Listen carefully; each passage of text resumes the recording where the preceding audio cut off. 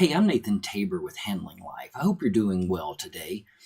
Hope you're really focusing in on who you are and what you stand for, what you believe, where your relationship is with God, how to handle things when conflict comes along or tragedy.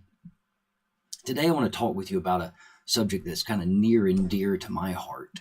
And this really applies to people who are, pleasers, or those who are always trying to make things right. We're the ones trying to put Humpty Dumpty back together. We're the ones who are, striving to put a marriage back together, or a friendship, or a business relationship. And we really are striving hard to make things work. There's some people who have personalities that, they can just walk away from things and they don't have any regret, or they don't have any pain, or they don't have really any emotion tied up into it. I, for one, I'm kind of in the middle. I can walk away from some things, and some things I stay in probably, actually I do. I stay in longer than I should. I stay in to the point where it starts to affect me. So the topic today is, are you a doormat? Are you living your life where people are just constantly walking on you, walking over you, wiping their feet on you, which is what a doormat is, right? And again, I've been there. Sometimes I'm still there, and it's a really hard place to be, because as a Christian, what are we called to do? We're called to forgive, right? We're called to tell others that we love them and show the love of Christ to them. So it creates a conflict. How am I to be a Christian? How am I to show the love of Christ to others, but at the same time distance myself, take a step back, maybe take 10 steps back?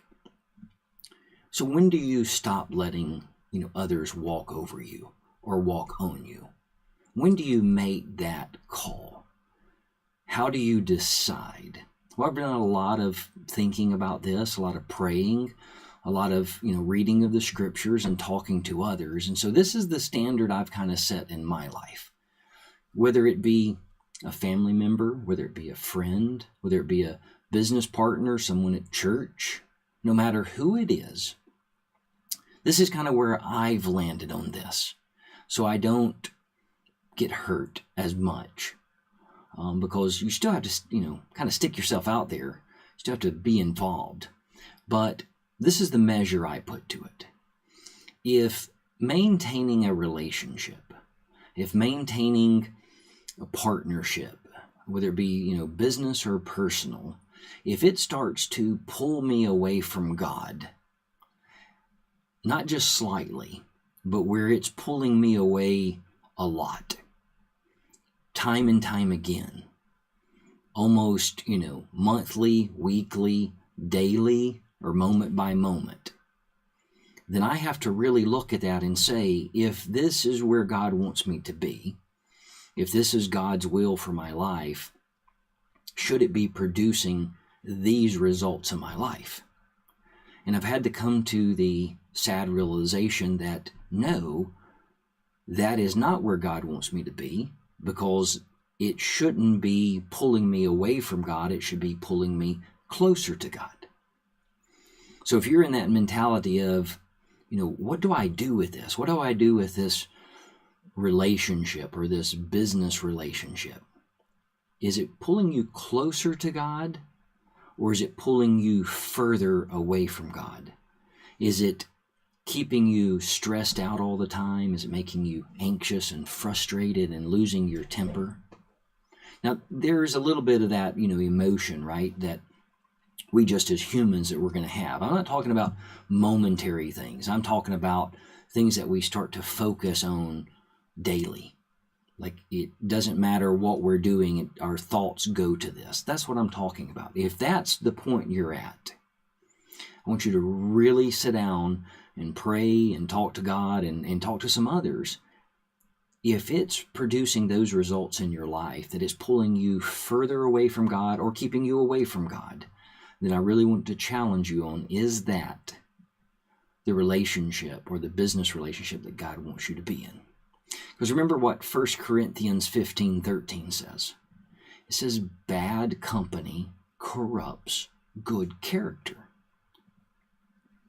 So at some point, if we see that those we are around are producing traits and characteristics in us that pull us from God or don't allow us to show the love of Christ to others, then we really have to think about, and I think we really have to deeply consider breaking that relationship off, at least for a time period, at least for a cooling off before going back into it. So I know this is a really hard subject. There's a lot of factors that come into play. People will say, but Nathan, you don't understand where I'm coming from. You don't understand the love. You don't understand the month. And I understand, because I can run all of those scenarios in my mind. But I've broken it down in my life to the one thing. Does it bring me closer to God? Or does it take me away from God? And if it's taking me away from God, and I'm earnestly praying, and I'm earnestly studying His Word, and I'm earnestly striving to be Christ-like, and it's pulling me away from God, then I have to say to myself, that's not where God wants me right now. Because you can forgive someone, but that doesn't mean that you have to be their best friend. It doesn't mean you have to be their business partner. It doesn't mean that you have to be seeing them all the time and communicating with them all the time. But you can still forgive them. If you're going through this, really commit to this. Really think about this. Really pray about it and say, do I need to be a doormat? Because at times it is good to work with others.